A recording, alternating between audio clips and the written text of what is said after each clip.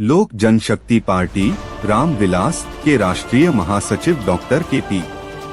चौधरी आज मोगा पहुंचे और पंकज सूद के कार्यालय CRO पंजाब में शिरकत की। जी चौधरी साहब, आज आप मोगा में आए हैं और पंजाब में पार्टी का विस्तार कर रहे हैं, तो यहाँ आप चूँकि आपकी पार्टी NDA का हिस्सा है, पंजाब में आप क्या NDA का हिस्सा रहेंगे 2027 के चुनाव में या अलग से अपना चुनाव करेंगे? अभी तक पार्टी अध्यक्ष चिराग पासवान जी का जो निर्णय है, उत्तर प्रदेश में भी हम 430 सीटों पर चुनाव लड़ रहे हैं और पंजाब में भी 117 सीटों पर चुनाव लड़ने का निर्णय है। इस संबंध में अभी राष्ट्रीय कार्यकारिणी की बैठक जो है 10 तारीख को दिल्ली में आयोजित हुई थी।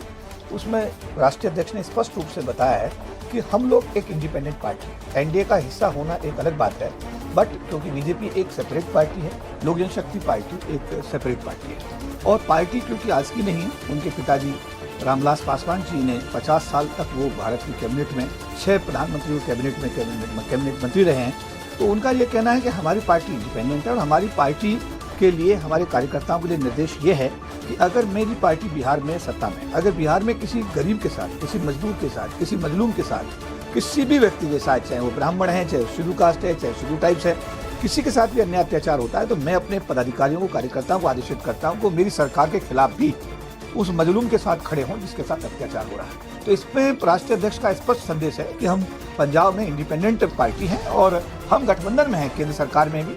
खुद चिराग पासवान साहब भारत सरकार के फूड प्रोसेसिंग इंडस्ट्री विभाग में कैबिनेट मंत्री हैं, 5 सांसद हमारे लोकसभा में हैं, हमारा समर्थन भी NDA को है। इसी तरह के बिहार में हमारे 19 MLA हैं, 2 कैबिनेट मंत्री हमारे बिहार में हैं।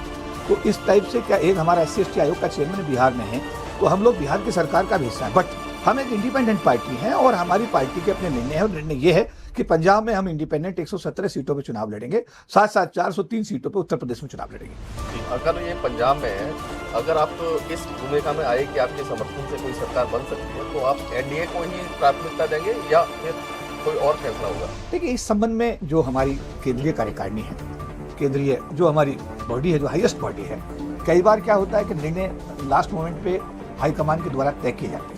मैं पार्टी का राष्ट्रीय महासचिव हूँ, पंजाब प्रभारी हूँ, मेरी अपनी सीमाएं हैं और सीमाएं जितनी मुझे दी गई हैं, जो कार्य क्षेत्र मुझे निर्धारित किया गया है, मैं उस कार्य क्षेत्र में इस सवाल का जवाब इस समय पर तो यही दूंगा।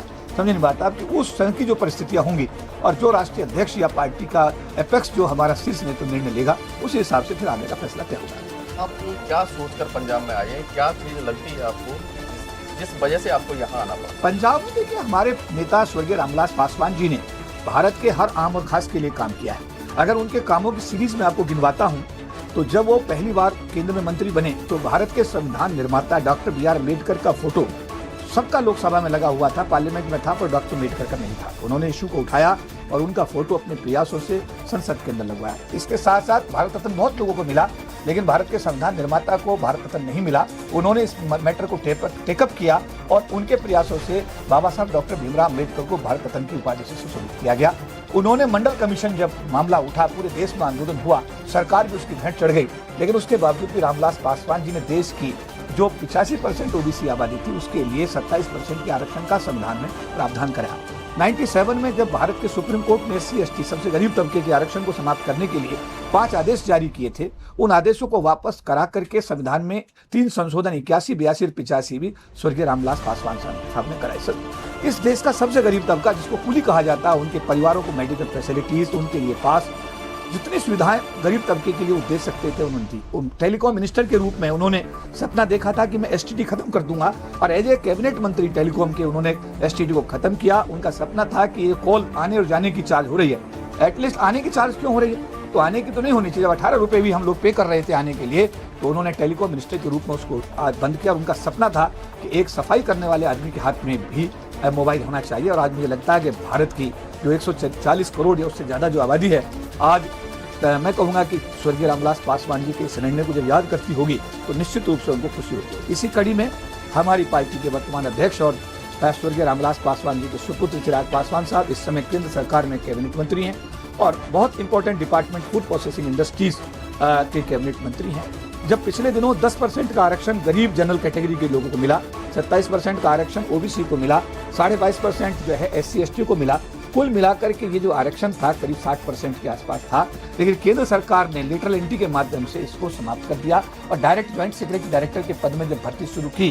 चिराग पासवान साहब पहले ऐसे भारत के नेता थे जिन्होंने भारत के प्रधानमंत्री आदरणीय नरेंद्र मोदी साहब से बात की कि इससे देश की बहुत बड़ी तबके का नुकसान हो रहा है, लेटरल एंट्री बंद होनी चाहिए, और प्रधानमंत्री जी ने चिराग पासवान जी की बात को मान करके लेटरल एंट्री बंद कर दी। और आज जो भर्ती हो रही है उसमें जनरल कैटेगरी के लोगों को 10%, ओबीसी समाज को 27% और SC/ST समाज के लोगों को 22.5% का आरक्षण मिल रहा है। तो मैं ये कहूँगा कि जहाँ तक पंजाब की बात, पंजाब के साथ में हमारी पार्टी का और हमारे नेताओं का रिश्ता बहुत पुराना है।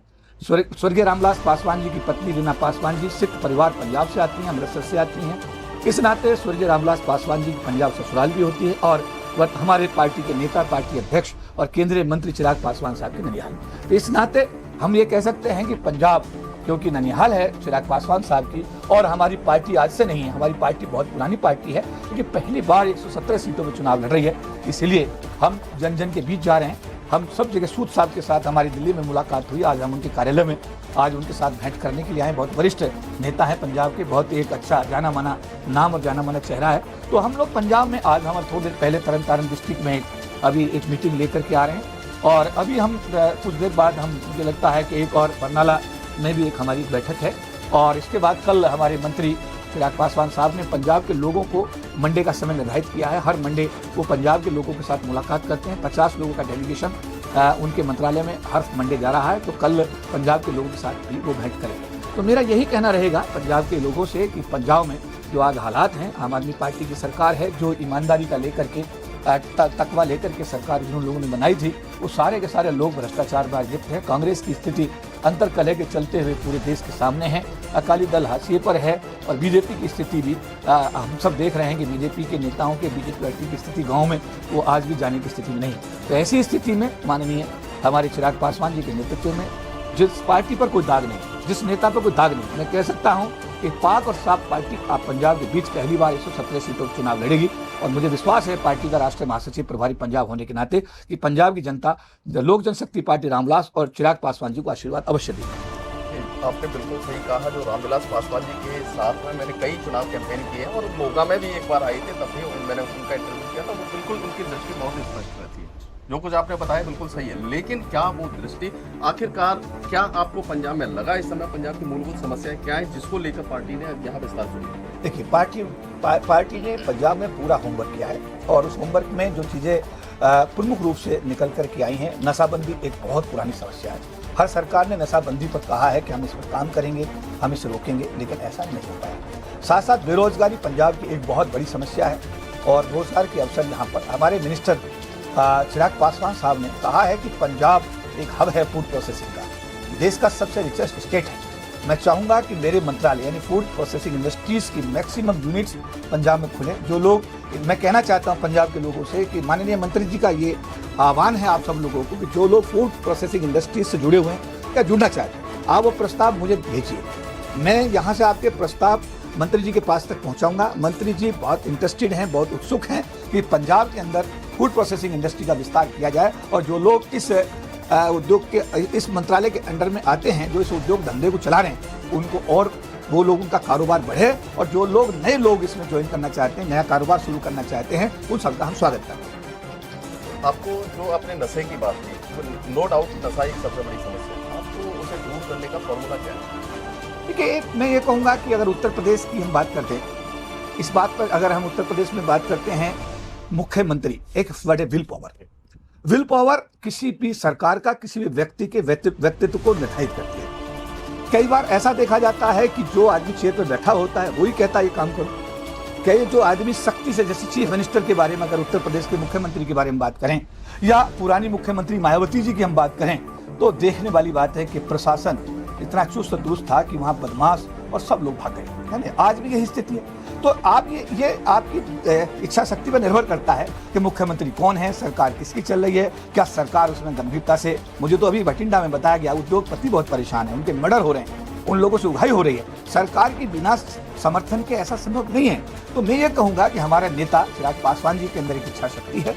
वो एक ऐसे बाप के बेटे हैं जिन्होंने 50 साल भारत के सम्मुख अपनी कार्यशैली का पूरे देश के सामने लोहा मनवाया है, तो मैं ये कह सकता हूं अपनी पार्टी, अपने नेता के कार्यशैली के आधार पर कि हम निश्चित रूप से हमारी सरकार बनने के बाद में इन सब चीज़ों पर हमारी सरकार अंकुश लगाएगी और जो बेरोजगार लोग आज रोजगार के लिए परेशान हैं उनको रोजगार के अवसर देने में हम निश्चित रूप से कामयाब करेंगे। तो ये थे आज के चौधरी जी, लोक जनशक्ति पार्टी से।